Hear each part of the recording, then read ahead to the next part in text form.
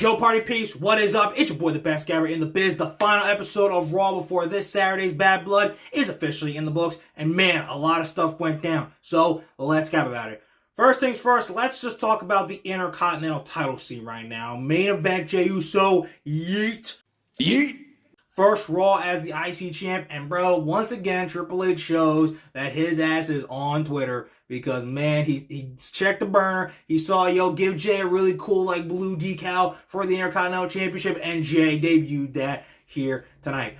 I feel like there's some fakers out there who are always hating on this design of the Intercontinental title when it really wasn't that bad. And now it's got the blue, they're like, oh my god, it's so beautiful. I'm like, it didn't look that bad before. Y'all are a little fake for that. So, come on. One little change, I was like, oh, now it's great. I'm like, get out of here, man. But either way, it's still super cool for Jay to be the IC champ. Though, Braun Breaker came out, and I figured, alright, we're going to end up having, Braun probably spear Jay, even though I thought maybe fake him out, but nah. Braun, I think, looks like he's done with the IC title, and I'll get more to that later. So, now you're like, okay, who's going to be Jay's first shot at the IC title? I think it's going to be Xavier Woods, and with that whole story, I think in just a matter of 4 weeks, New Day will officially have been together for 10 years, and after pulling Rey Mysterio's mask off, accidentally, and after costing Kofi Kingston his match, accidentally, Woods is definitely going to have a huge crash out after losing that match against Jey Uso for the Intercontinental title next week. And I think in 4 weeks, that's where everything goes down. And that's when I think Woods finally turns and gets some mega heat. I mean, he already kind of got a little bit of it after the shit and accidents he freaking pulled all across tonight. Well, speaking of heels, there's only one dude in this business that has the best heel heat, and that is the living legend, Dominik Mysterio, who, since Braun looks like he's done with the Intercontinental title and not going to be taking it off Jay, I still think Jay has a short title run, but I think he's going to lose that bad boy to the living legend, Dominik Mysterio. He will be our next Intercontinental champion. I am calling it now. Ah, yeah, let's go. But for just right now, let's just take a moment once again. It wasn't a dream, it is reality. Main event, Jey Uso, yeet. Yeet! As Intercontinental champion, no matter how long it lasts, man, this is going to be so freaking fun, and he just deserves it so much. One more time. Yeet! Yeet! Guys, tonight was the final face-off between CM Punk and Drew McIntyre. And man, oh man, they let the sparks fly one last time and really got down to the nitty-gritty. This Saturday is the end after literally basically a year, because CM Punk has come back. Drew has said, I don't want him here, yada yada yada, and it all came to a head this past January in that first interaction, and neither of these guys knew of what was going to transpire over these next 10 months and how personal things will get, the opportunities that will get taken away at World Championships and WrestleMania main events, and it has become so personal that it has to end inside Hell in a Cell, 27 years to the day of the first Hell in a Cell match at Bad Blood 1997, 27 years ago. And honestly, I've said it before and I'll say it again. Drew should be the one to win. He's really carried this feud more, but Punk is going to win because eventually he's going to go for the World Championship. So if I end up being wrong and Drew ends up getting the win, I am 1,000% for that. But the real question that we got to ask ourselves, they keep saying, oh, I'm going to make you bleed, and all this is going to be violent, it's going to be gory. Look, I'm not going to expect them to be on AEW's level in terms of giving a great personal, huge rivalry-defining, match, like Swerve versus Hangman. I'm not going to expect that of them. It's WWE. They're not even in the Netflix area. I'm not going to expect that. Do I expect to see a decent amount of blood? Not just a little streak right here that fades away in 10 minutes. No. I want these two to beat each other's asses. I want us to be, after this is over, to be like, holy shit, this was phenomenal. Because if this match, there are some people that are going to be like, okay, this is the best, this was the greatest rivalry of all time, even though it's not the best rivalry even this year. It's just not. It's been great. But you'll have those people that are already going to be like that regardless of how the match turns out.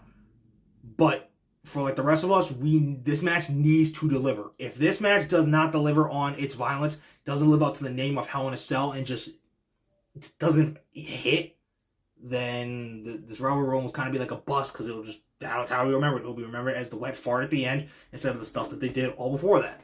So again, I'm just asking the question, and I hope we get the right answer. Can Drew and Punk deliver when it matters most and give us the match that we literally have basically been waiting for this entire feud? Those two literally just beating the absolute hell out of each other.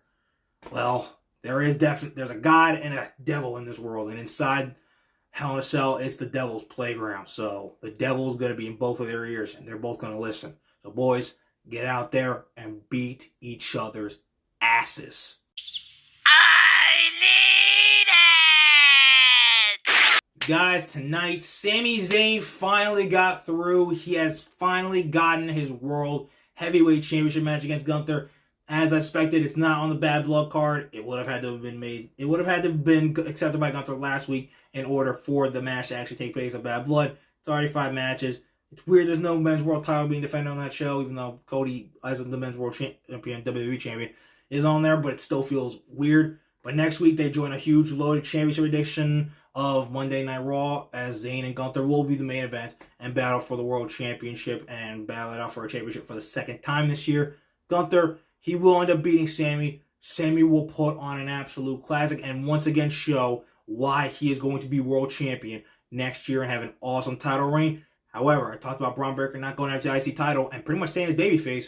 I was skeptical, but he confronted Gunther, and it looks like Breaker versus Gunther will be happening for the world championship before this year's over. I don't know if they'll do it on like PLE or anything. I think like Sami gets his shot next week, and then maybe like 2-3 weeks after that on an episode of Raw, we get Gunther defending the world title again against like Braun Breaker and winning. Again, they're basically having Gunther just run through all his blemishes. He had the controversial win over Randy at King of the Ring. Boom. Beat him at Bash in Berlin. He lost the Intercontinental title to Sami earlier this year at WrestleMania. I'll get to be there for that. It was dope. He's going to beat him. He's going to beat Braun Breaker in a match that was from NXT 2.0 when, honestly, that win shouldn't have really even happened at all. But he's going to get rid of that blemish. The only blemish he won't be able to get rid of is his greatest one in Ilya Dragunov. Because unfortunately, he got hurt in a world title match that they had over in the literally just previous live event. Just they're starting to get rid of him too. And freaking tore his ACL. He's out for 6 to 9 months. Freaking sucks. But just focusing on next week, Zayn and Gunther is going to be phenomenal. And Sami, I've said before, and I'll keep saying it until it happens because it will. We all know it. And more importantly, you know it. Next year is your year to win your first world championship. Hold that shit for like 4 or 5 months, defending it week in and week out and showing why it was absolutely not just deserved, but earned. And it'll be such a great amount of time, those 4 or 5 months. And I cannot wait for it for you. So get through next week, reunite with the Bloodline, and just know that shit is coming soon, my dog. Ladies and gentlemen, a lot of stuff happened on Raw tonight. I mean, Finn Balor stood tall over Damian Priest, which is kind of not a great omen for him possibly winning this Saturday at Bad Blood, which could send the whole section of the IWC into a rant. That'll be fun. And then Miz turned on R-Truth. Once again, didn't even last the whole year as babyface. I thought it was like fun. I got to be there at WrestleMania when Awesome Truth won the tag titles, but it looks like that has come to an end. But the show closes on its biggest note when we have Bronson Reed versus Braun Strowman, last monster standing. The match was good. The match was fun. We got the ring breaker spot. Personally, and this is not really me hating, I felt like it didn't hit like the ones we've seen in the past. Like I remember the one from 7 years ago when Strowman did it, the Big Show, and they were building him up as a monster when it was the whole, I'm not finished with you. And that was a million times better. This one, the ring didn't really look like it moved that much. It felt like the ring kind of stayed up and the post just moved like this. And only 3 of them did. Again, I'm not hating. If you saw it live, like in the arena, I'm sure you'd be like, oh my God, that's crazy. It just didn't 100% hit for me. Again, not hating. Match was still good. But then we got the return after over a month. Seth Rollins is back. Sing his song.